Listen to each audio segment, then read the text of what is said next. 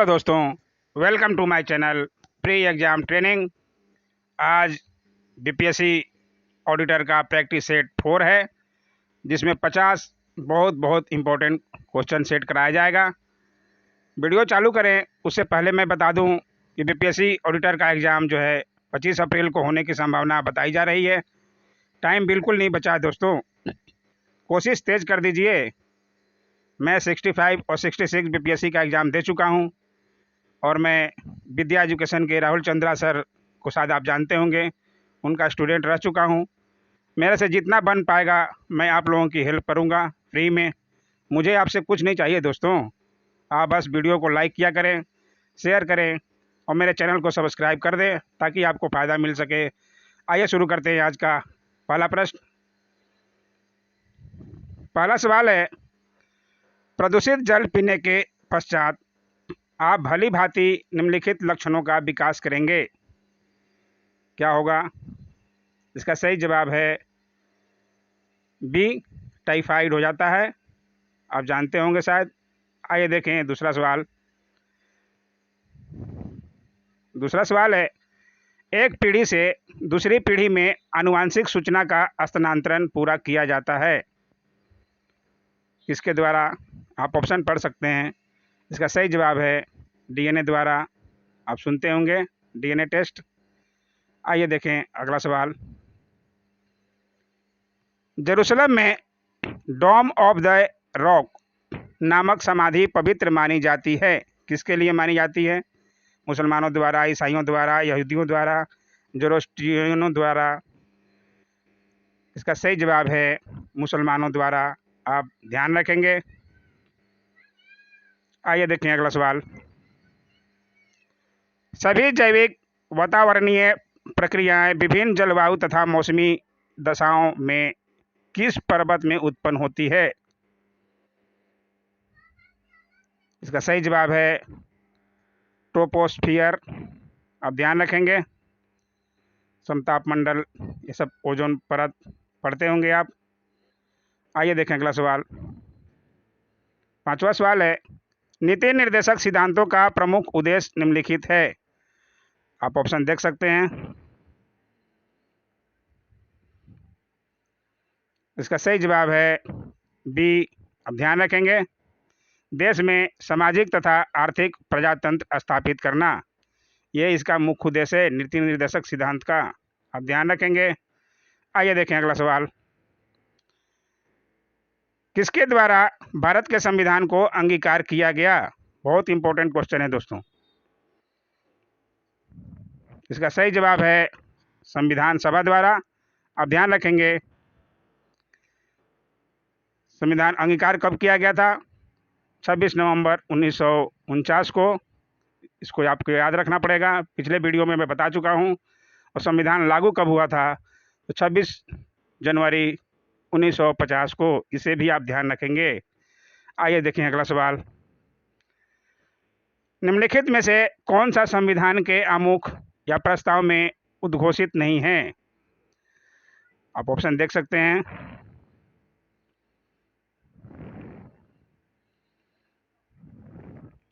इसका सही जवाब है डी। आप ध्यान रखेंगे, तीनों सूचियों का समावेशन संघीय सूची, राज्य सूची और समवर्ती सूची ये नहीं है प्रस्तावना में। क्वेश्चन देख सकते हैं आप, उद्घोषित नहीं है प्रस्ताव में। आइए देखें अगला सवाल। कर्मा किस राज्य का लोक नृत्य है? झारखंड, छत्तीसगढ़, हिमाचल प्रदेश, उड़ीसा? इसका सही जवाब है इसमें से कोई नहीं। 8वां का ई आंसर। आप ध्यान रखेंगे। आइए देखें अगला सवाल। 9वां सवाल है, किस राज्य में स्थानीय व्यापार और उद्यमिता को बढ़ावा देने के लिए अगस्त 2020 में येलो चेन नामक एक केंद्रीकृत ई कॉमर्स मंच शुरू किया गया? गुजरात, महाराष्ट्र, झारखंड, नागालैंड? ई उपयुक्त में से कोई नहीं या एक से अधिक?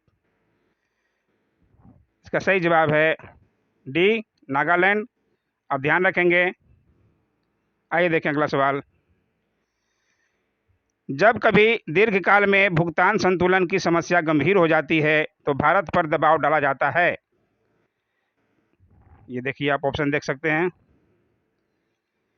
इसका सही जवाब है डी, प्रभुत्व मात्रा में ऋणों तथा जमाव हेतु विदेश जाने के लिए। आप ध्यान रखेंगे। आइए देखें अगला सवाल। 11वां सवाल है, अंतर्राष्ट्रीय व्यापार का उद्देश्य है।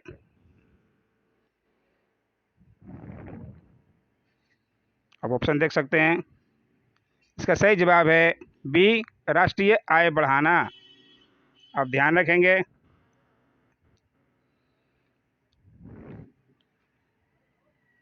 12वां सवाल है, 26 अगस्त 2020 को नीति आयोग द्वारा जारी निर्यात तैयारी सूचकांक EPI 2020 में समग्र रैंकिंग में गुजरात प्रथम स्थान पर है, जबकि लैंडलॉक्ड राज्यों में बिहार किस स्थान पर है। ये बताना है। बिहार का एग्जाम है तो ये इम्पोर्टेंट है। इसका सही जवाब है डी, 10वां स्थान पर है। आप ध्यान रखेंगे। आइए देखें अगला सवाल। 13वां सवाल है, भारत की जनसंख्या में निरंतर वृद्धि होने से निम्नलिखित के विकास में गंभीर अड़चनें आई है। जनसंख्या वृद्धि होगा तो क्या अड़चनें आएगी। इसका सही जवाब है सामाजिक और आर्थिक समस्या आएगी। आइए देखें अगला सवाल। नेपानगर किस उद्योग के लिए प्रसिद्ध है। चाय, कॉफी, जूट, अखबारी कागज। इसका सही जवाब है डी, अखबारी कागज। आप ध्यान रखेंगे। आइए देखें अगला सवाल।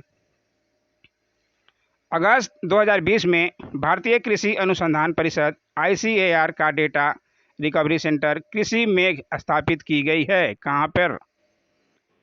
इसका सही जवाब है हैदराबाद। आप ध्यान रखेंगे। आइए देखें अगला सवाल। भारत का पहला हिम तेंदुआ संरक्षण केंद्र किस राज्य में स्थापित किया जाएगा। इसका सही जवाब है बी, उत्तराखंड। आप ध्यान रखेंगे। जहां बर्फ पड़ते रहती है वहीं पे होगा। आइए देखें अगला सवाल। निम्नलिखित में से किस संस्था द्वारा शांति स्वरूप भटनागर पुरस्कार दिया जाता है। आप ऑप्शन देख सकते हैं। शांति स्वरूप भटनागर पुरस्कार जो है पूछ रहा है। इसका सही जवाब है ए, वैज्ञानिक एवं औद्योगिक अनुसंधान परिषद द्वारा। आप ध्यान रखेंगे। आइए देखें अगला सवाल।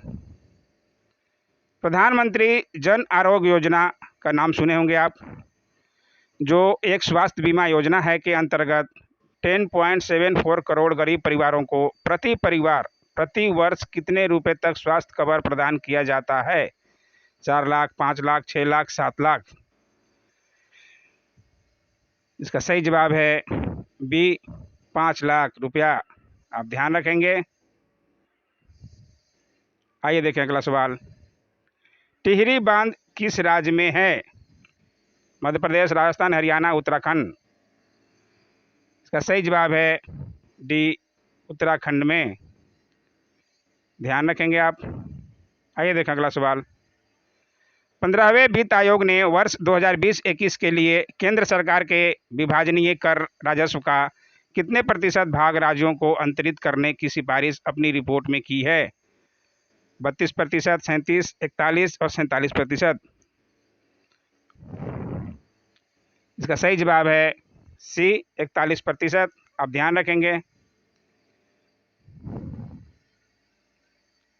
21वां सवाल है, 2020-21 के दौरान केंद्र सरकार के कुल प्रस्तावित व्यय में सर्वाधिक व्यय किस मद में प्रस्तावित है। रेलवे, रक्षा, सब्सिडी, ब्याज अदायगी। इसका सही जवाब है ब्याज अदायगी। आप ध्यान रखेंगे। आइए देखें अगला सवाल। सूबा किस देश की राजधानी है। आप ऑप्शन देख सकते हैं। इसका सही जवाब है डी, फिजी की। आप ध्यान रखेंगे। राजधानी भी आप देख लीजिएगा एक बार। आइए देखें अगला सवाल। निम्नलिखित में से किस अयस्क या धातु में कार्बन उपस्थित है। लिग्नाइट, बॉक्साइट, फॉस्फोराइट, क्रोमाइट, किसमें? इसका सही जवाब है लिग्नाइट में। अब ध्यान रखेंगे। आइए देखें अगला सवाल। 24वां सवाल है, निरुपमा यादव द्वारा लिखित पुस्तक विशेषः कोड टू विन किस खिलाड़ी के जीवन पर आधारित है? आप ऑप्शन देख सकते हैं। इसका सही जवाब है ए, विशेष भृगुवंशी। वह बास्केटबॉल पे के खिलाड़ी थे, विशेष भृगुवंशी। आप ध्यान रखेंगे। आइए देखें 25वां सवाल। भारत के निम्नलिखित राज्यों में से किसमें आदिवासी सबसे अधिक हैं? मध्य प्रदेश, बिहार, उत्तर प्रदेश, उड़ीसा। इसका सही जवाब है ए, मध्य प्रदेश में। आप ध्यान रखिएगा। आइए देखें अगला सवाल। 26वां सवाल है, कृषि आधारित उद्योगों की संख्या की दृष्टि से कौन सा राज्य प्रथम स्थान पर है? केरल, बिहार, उत्तर प्रदेश, पंजाब। इसका सही जवाब है डी, पंजाब। ये सबको पता होगा, पंजाब में खेती, अभी किसान लोग ट्रैक्टर ले लेके दिल्ली में क्या कर रहे थे, आप सबको न्यूज़ में देखते होंगे। आइए देखें अगला सवाल। 27वां सवाल है, निम्नलिखित में से कौन गरम दल के नेता थे? आप ऑप्शन देख सकते हैं। बाल गंगाधर तिलक, महात्मा गांधी, जी.के. गोखले, दादा भाई नौरोजी। आप सब जानते होंगे गरम दल, लाल, बाल और पाल। आप इन तीन का नाम ध्यान रखिएगा। लाल लाला लाजपत राय, बाल बाल गंगाधर तिलक और तीसरा बिपिन चंद्र पाल।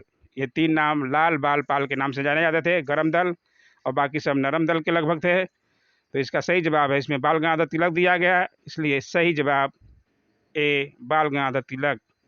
आप ध्यान रखेंगे। आइए देखें अगला सवाल। ईसा से 483 वर्ष पूर्व बृहत बौद्ध सम्मेलन कहाँ हुआ था? 483 ईस्वी पूर्व में राजगिरी में बौद्ध सम्मेलन पहला हुआ था, अजातशत्रु के शासनकाल में। इसके अध्यक्ष जो थे महाकश्यप। ये ध्यान रखना पड़ेगा। इसका सही जवाब है 28 का सी, राजगिरी। आप ध्यान रखिएगा। दूसरा बौद्ध संगीति भी आप सबको पता होना चाहिए, काला अशोक ने कराया था वैशाली में। तीसरा जो है अशोक ने कराया था पाटलिपुत्रा में।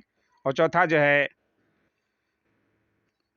कश्यप नाम से कश्मीर में हुआ था।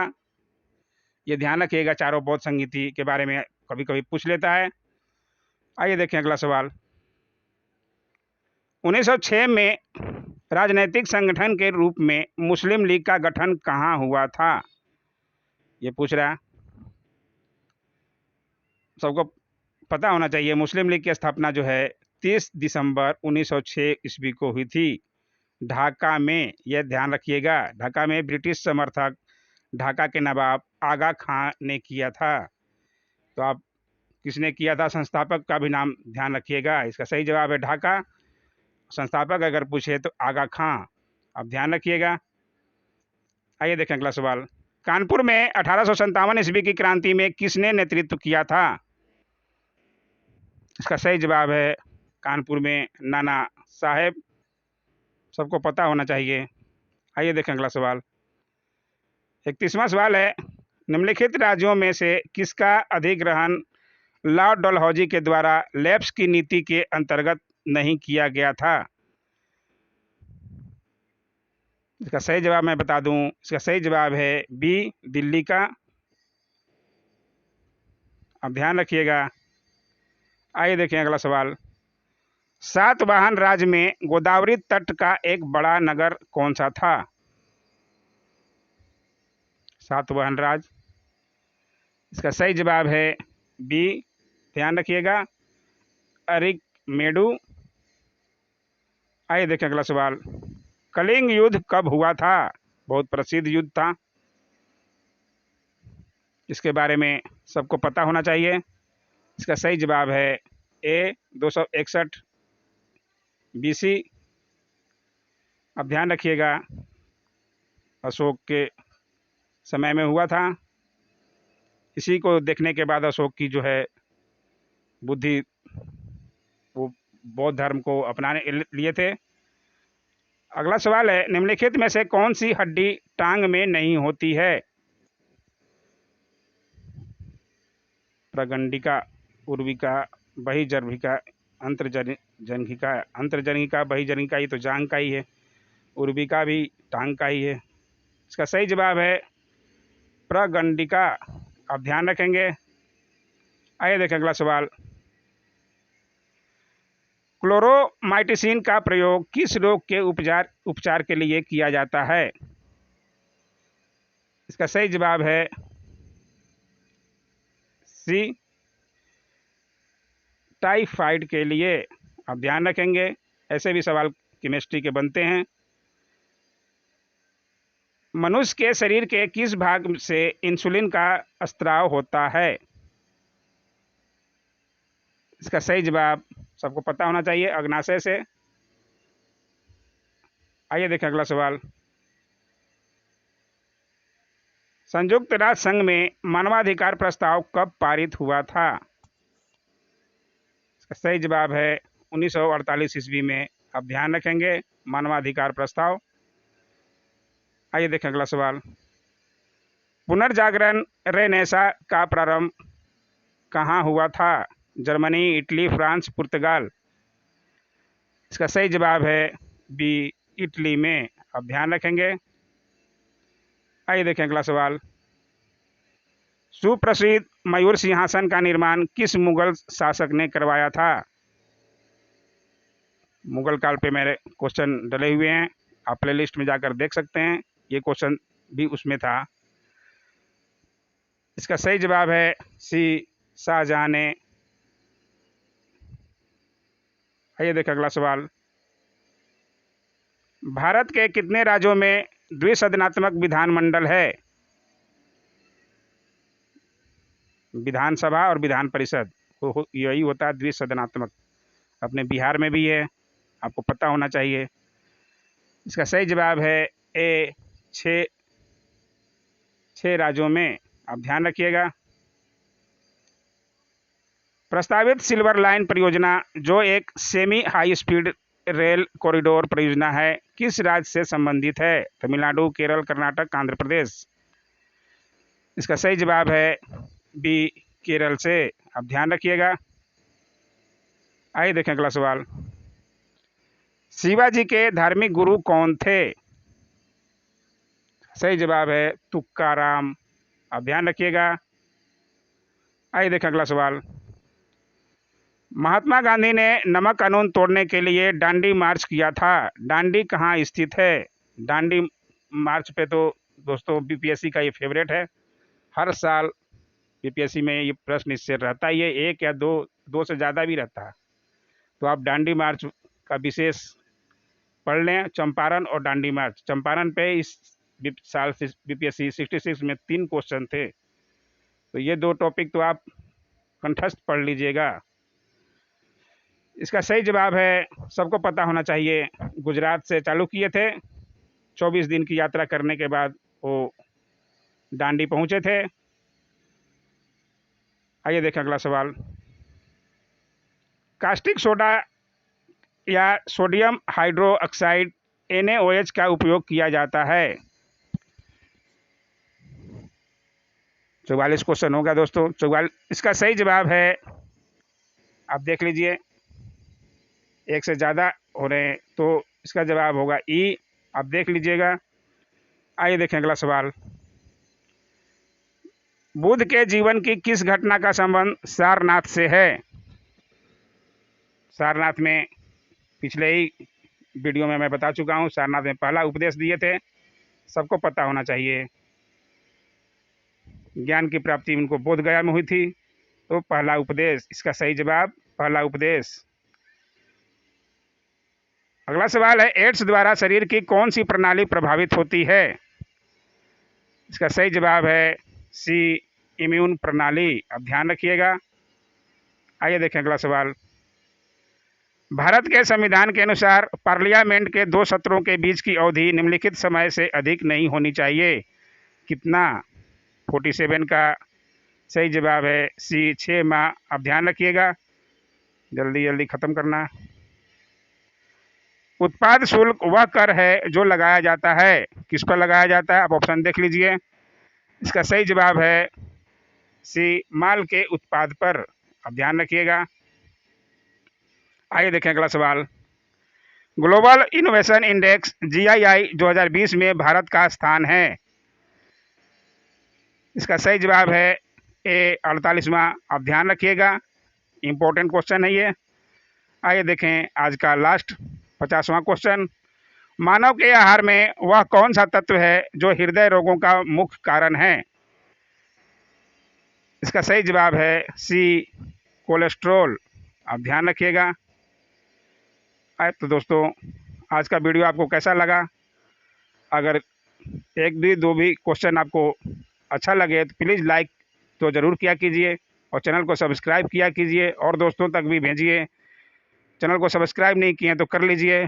ऐसे ही क्वेश्चन, अब तो एग्ज़ाम की डेट लगभग आ ही गया है, पता चल गया है 25 अप्रैल को होने वाला है। तो ज़्यादा तैयारी होगी। अब 1 या 2 या 3 वीडियो भी आएगा दिन में। आप चिंता मत कीजिए, मेरे से जितना बन पड़ेगा मैं आपका ये करूँगा। Don't forget to like, share and comment and subscribe my channel. Thanks for watching my YouTube channel.